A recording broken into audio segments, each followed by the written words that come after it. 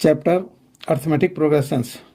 Question है find the sum of first 51 terms of an AP whose second and third term are 14 and 18 respectively. देखिए हमें ये given है second term की value 14 है, third term की वैल्यू 18 है और 51 टर्म्स का सम फाइंड आउट करना है। सॉल्यूशन, nth टर्म का फॉर्मूला होता है a n equal to A plus N minus one into d. अब ये सेकंड टर्म गिवन है हमें 14, तो इसलिए ए टू इजल टू आ गया हमारा a plus N minus one. N के लिए लिखा हमने 2 minus one into D and that is given as 14। A two की वैल्यू 14 है, सो ये आ गया हमारा ए प्लस ये 2 माइनस वन हो गया into D, A plus D is equal to 14। ये हो गई हमारी equation number 1। Similarly A three is equal to A plus ये एन की वैल्यू 3 है, 3 minus one into D and तो ये की वैल्यू हो गई हमारी गिवन है 18 और ए प्लस ये 3 माइनस वन यानी कि 2d हो गया, 2d इज इक्वल टू 18। ये हो गई हमारी इक्वेशन नंबर 2।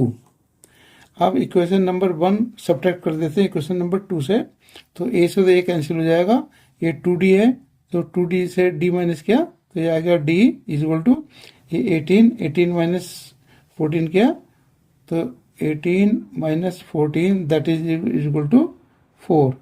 तो यहाँ से ये d की वैल्यू 4 आ गई।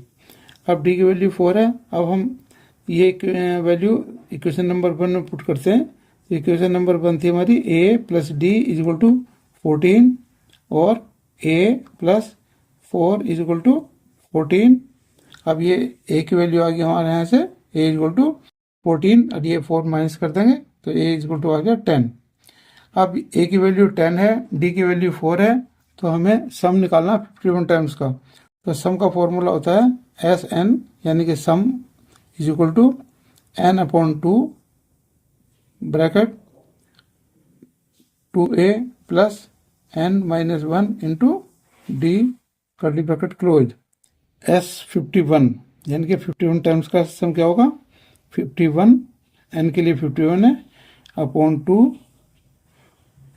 इंटू ए की वैल्यू है 10 प्लस एन की वैल्यू 51 है माइनस वन इंटू डी की वैल्यू है 4 और ये हो गया हमारा 51 अपॉन 2 इंटू 10 20 प्लस 51 माइनस 1 50 हो गया इंटू 4 200 हुआ और इक्वल टू 51 अपॉन 2 और ये होगा हमारा 220।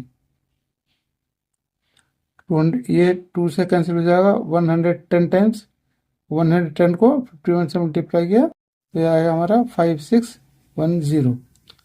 thus sum of 51 terms is equal to 5610। ये इसका आंसर है एंड थैंक्स फॉर वॉचिंग।